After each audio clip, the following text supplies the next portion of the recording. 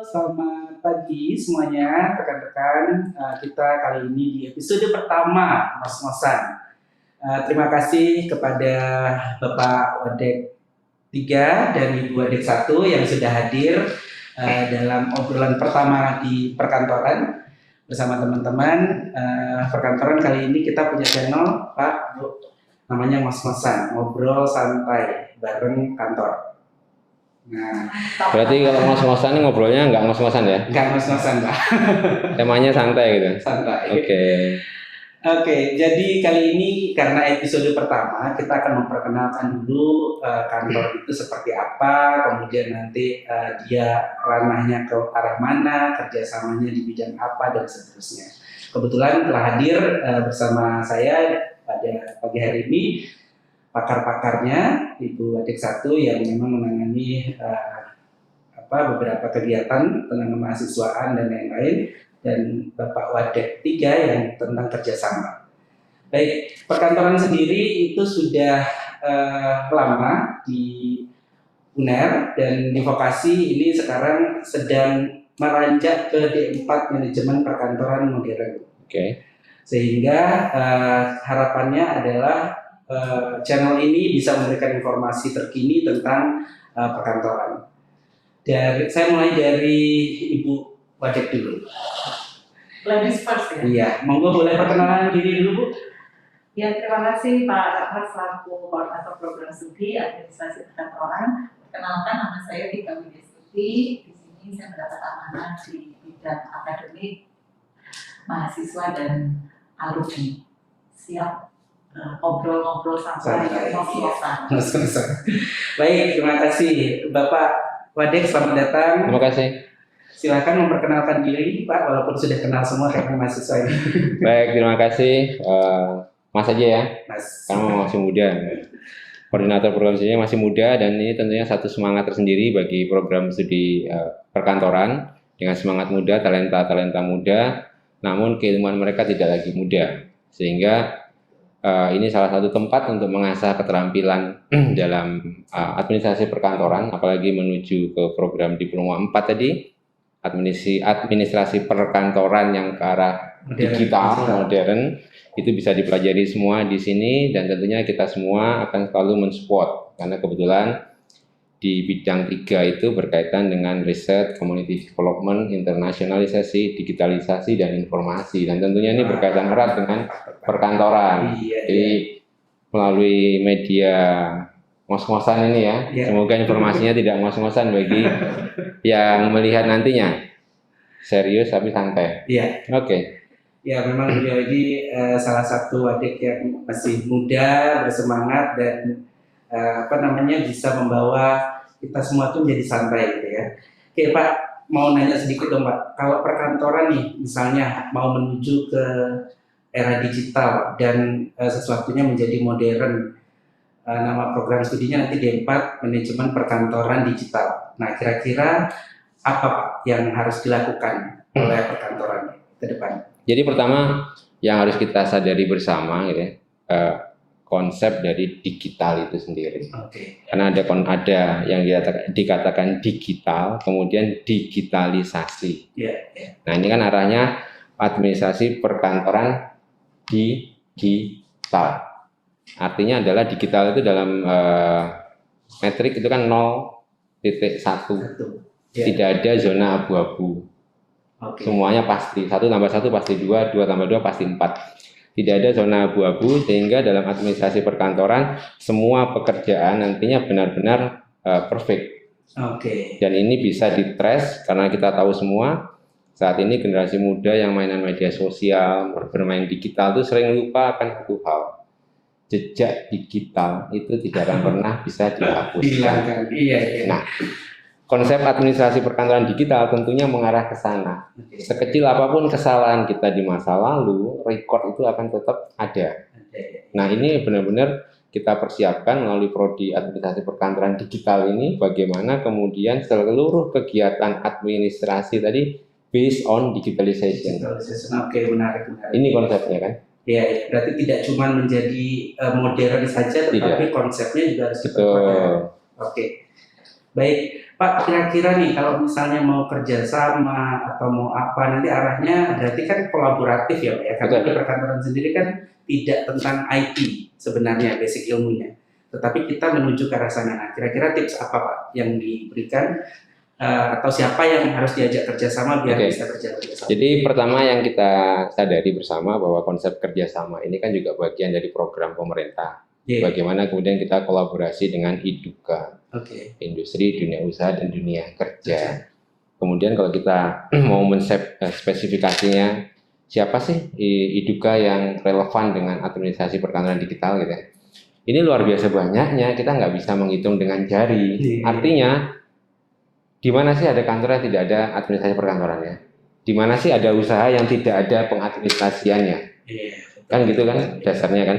Sehingga kalau kita ngomong ke arah konsep digital, memang di prodi ini arahnya tidak berkaitan dengan softwarenya ataupun hardwarenya. Tapi bagaimana mampu mengelola segala bentuk administrasi tadi based on digital. Nah, ini yang harus dipahami. Jadi jangan sampai berpikir nanti di semester 1 pelajarannya membuat merakit CPU. Ya, itu karena secara umum kadang orang berpikirnya digital itu arahnya selalu ke situ. Iya, padahal kalau ngomong tentang itu di vokasi sendiri ada prodinya, ada otomatisasi sistem dan sistem informasi. Dua halnya juga berbeda, satunya software, satunya hardware. Nah, administrasi perkantoran digital adalah bagaimana mahasiswa mampu mengoptimalkan hal-hal yang berkaitan dengan digitalisasi tadi. Jadi berkolaborasi. Betul, automatically. Kalau kita mau berpikir, kita harus mampu mencapai sesuatu yang lebih tinggi. Kita harus punya mimpi gitu ya. Mimpinya kemudian bagaimana kita kolaborasi dengan Google. Iya betul. Kantor Google kan digital semua itu. Iya. Logo-logo mereka digital semua. Nah, mengelola ini, kalau itu kan mungkin mengelola media promosi digitalnya. Tapi something behind itu kan administrasinya. Iya. Jadi memudahkan kerja secara digital ini penting. Iya. Sampai akhirnya nanti muncul aplikasi sistem persuratan digital, sistem kemudian disposisi digital, kan gitu. Tapi isinya memo ini apa itu teman-teman dari perkantoran yang tahu. Konsepnya, kontennya dari administrasi perkantoran, kan gitu kira-kira Mas Rahmat. Wah, ini pencerahan yang luar biasa ya. Jadi teman-teman kita tadi mendengar dari Pak Karya langsung kesanalah arah kita ke depan. Nah, sekarang saya mau beralih ini jarang-jarang nih. Bu Wadet punya waktu di tengah kesibukan beliau. Bu, ngobrol sedikit ya Bu. Siap. Jadi kita tahu bahwa tadi ternyata perkantoran ini nggak bisa jalan sendiri Bu. Nah, dari sisi mahasiswanya, kalau tadi kan dari sisi IDUKA, kita membawa kemana kontennya. Kalau dari sisi mahasiswa sendiri apa Bu yang perlu dipersiapkan?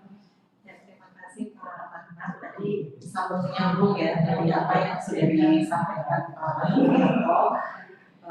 Jadi kita melihat profil dari program studi administrasi perkantoran yang saat ini ya, di tengah pandemi sekalipun itu tidak mengurangi prospek kebutuhan atas lulusan dari prodi AP, bahkan cenderung semakin meningkat karena kita bekerja dari rumah, work from home. Baru terasa nih ternyata pengadministrasian kita ini belum berjalan digitalize gitu ya, secara modern gitu.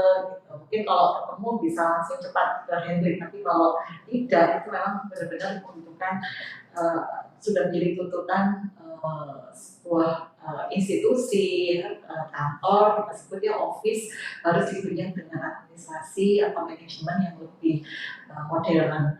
Dan sebelum masuk ke ranahnya mahasiswa harus apa, gitu ya, mahasiswa harus paham dulu ketika nanti lulus, mereka sudah punya gambaran yang clear gitu. Kira-kira di pos-pos mana yang memang dibutuhkan dan tentu dengan skill yang seperti apa bisa menjadi tadi disampaikan Pak Anto sekretaris, ya, kemudian administrator, organizer staff, ya, operational staff, kemudian personal assistant, bahkan di di berbagai ini ya. Intinya tidak ada satu unit pun yang tidak lepas dari kebutuhan lulusan manajemen perkantoran modern atau digital. Oleh karena itu mahasiswa saat ini nomor satu itu memang harus fokus dan kreatif. Fokus itu dalam arti nanti setelah lulus dia akan menjadi apa, sehingga kembangkan seluruh potensi dan kompetensi ke arah apa yang mau dicapai. Itu kan intinya fokus ya. Kemudian kreatif. Kenapa kok kreatif? Karena setiap hari kita nggak pernah bisa lari dari sesuatu yang memang sifatnya sangat dinamis. Hari ini mungkin kita diperkenalkan aplikasi tertentu gitu ya, bisa jadi next-nya atau mungkin selisih minggu depan muncul nih ada yang baru, kemudian mungkin dari kompetitor ya, kalau misalnya kita berada pada satu firm atau industri itu kita kompetisi kan hitungannya nggak hanya tahunan tapi day by day, jam demi jam. Oleh karena itu teman-teman nomor satu harus kreatif itu sebagai bekal kita untuk bisa beradaptasi dengan dinamisasi yang ada. Gitu. Dan sekarang ini yang paling penting itu memang mahasiswa ini harus ya tentu ini normatif ya, tapi saya rasa cukup penting untuk diperhatikan ya. Misalnya mental tuh harus strong, harus kuat gitu ya, harus powerful gitu ya, generasi saat ini. Dan juga kembali pada apa yang kemudian menjadi kompetensi yang dibutuhkan di dalam administrasi perkantoran, maka teman-teman harus benar-benar bisa maksimal ya di dalam setiap proses pembelajaran. Ketika misalnya dosen menguraikan atau memberikan materi A sampai C, maka yang kita pahami sebenarnya tidak hanya sampai C, tapi A sampai E. Kembangkan, intinya apa yang didapat itu dikembangkan lagi, dikreatifkan.